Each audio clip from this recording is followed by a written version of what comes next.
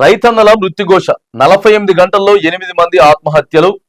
ఓవైపు ఎండిన పంటలు, మరోవైపు అప్పుల బాధలు. తనువు చాలిస్తున్న అన్నదాతలు రేవంత్ సర్కార్ లో భరోసా లేనటువంటి బతుకులు. 48 గంటలు 2 రోజుల్లోనే 8 మంది చనిపోయారండి.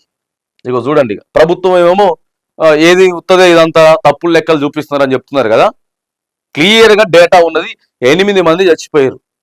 బ్యాంకుల దగ్గరకు పోతున్నారు పాస్ పుస్తకాలు పట్టుకొని. రైతు భరోసా పడ్డదా అంటే పడలేదని చెప్తున్నాడు అధికారి. నాకు రుణమాఫీ పడ్డదా అంటే పడలేదని చెప్తాడు అధికారి. సార్ నాకేమన్నా పంటకి మరి కింటాకు ఒక 500 చొప్పున బోనస్ పడతాయని చెప్తున్నారు, పడ్డాయా? లేదు. ఏం చేయాలి రైతు? మళ్ళా పోయి బాండ్ పేపర్ల మీదనో, ప్రామిసర్ నోట్ల మీదనో, షావుకారుల దగ్గర అప్పులు తెచ్చుకొని పంటకు పెట్టుబడి సాయంగా పెడితే, నీళ్లు లేక ఎండిపోతే, ఈడ రైతు భరోసా రాకపోతే ఆడ అప్పు అట్టనే ఉంది, పంట ఎండిపోయింది. ఏం చేస్తాడు చెప్పండి రైతుగా? రైతు ఏం చేస్తాడు? ఇక వీళ్ళంతా కూడా అట్లా ఆత్మహత్యలు చేసుకున్న వాళ్ళు కాదా?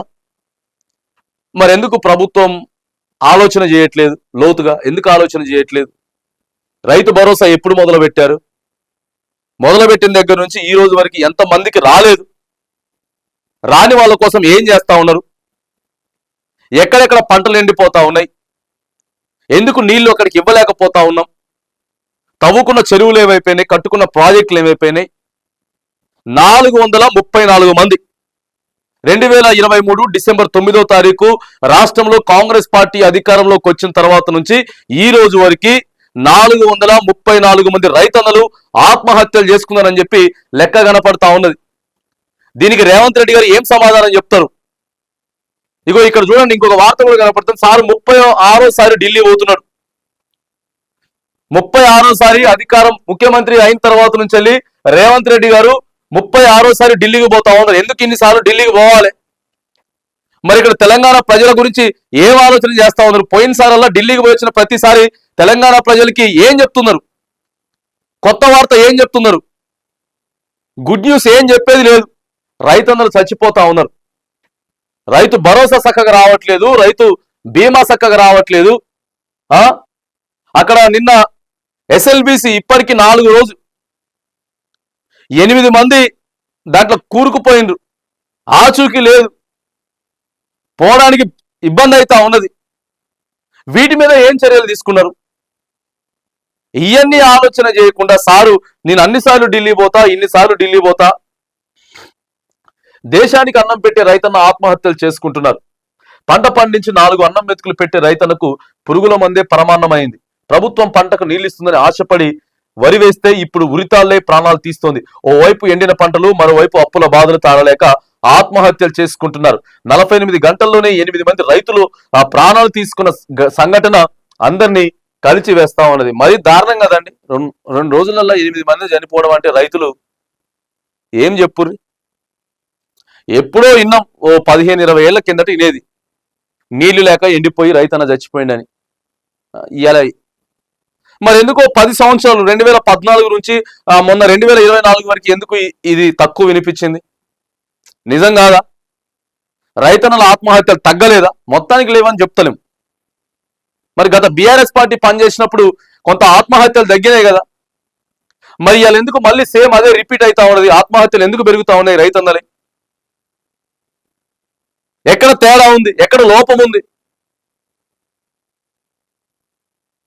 రైతన్న అంటే చాలా చులకనగా కనపడుతున్నటువంటి పరిస్థితి ఉన్నది. రాష్ట్రంలో అన్నదాతల ఆత్మహత్యలు ఆగడం లేదు. 2 రోజుల్లోనే 8 మంది రైతన్నలు సూసైడ్ చేసుకోవడం ఆందోళన కలిగిస్తోంది. ఓవైపు ఎండిన పంటలు, మరోవైపు అప్పుల బాధలు తాళలేక బలన్మరణాలకు పాల్పడుతున్నారు. రేవంత్ రెడ్డి ప్రభుత్వం అధికారంలోకి వచ్చిన ఈ 15 నెలల కాలంలో 466 మంది రైతులు ఆత్మహత్య చేసుకున్నారట. నెలకు 30 మంది చొప్పున ప్రాణాలు తీసుకుంటున్న ఈ ప్రభుత్వంలో ఎలాంటి సంచలనం లేదని, మరి కనీసం రావాలి కదా, సంచలనం రావాలి కదా. మంత్రులంతా సమీక్ష పెట్టుకోవాలి కదా. ఎందుకు రైతులు చచ్చిపోతా ఉన్నారు? ఏ జిల్లాలలో పంటలు ఎండిపోతా ఉన్నాయి? ఆ ఎండిపోయే పంటలకి ఏ ప్రాజెక్ట్ నుంచి, ఏ కాలం నుంచి నీళ్ళు ఇచ్చే అవకాశం ఉంది? నీటిపారుదల శాఖ ఒక సమీక్ష నిర్వహించాలి కదా. ఎక్కడ సమీక్ష నిర్వహించినట్లేదు కానీ మంత్రులంతా బిజీ, ముఖ్యమంత్రి గారు బిజీ.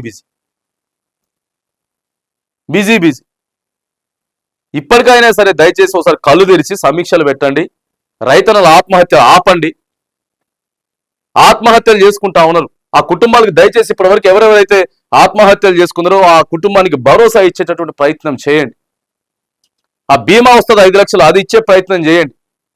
రైతన్నల ఆత్మహత్యలు ఆపండి. వీటి మీద సమీక్షలు పెట్టండి. వీటి మీద సీరియస్ గా యాక్షన్ తీసుకోండి. ఎవరికి వారే ఏమన్నా తీరే అన్న పరిస్థితి అయితే ఆగిపోయింది. రైతన్నల ఆత్మహత్యలు ఎక్కువైపోతా ఉన్నాయి. ఇప్పుడు అసలుకే వేసవి కాలం, ఇంకా నీరు ఉండదు, పంటలు ఇంకా ఎండిపోతుంటాయి. ఈ 2 రోజులున్న దాదాపుగా 8 మంది చనిపోతే రాబోయేటటువంటి 3 నెలల పరిస్థితి ఏంది? ఇప్పటికైనా సరే సీరియస్ గా తీసుకొని రైతన్నల ఆత్మహత్యలు ఆపాల.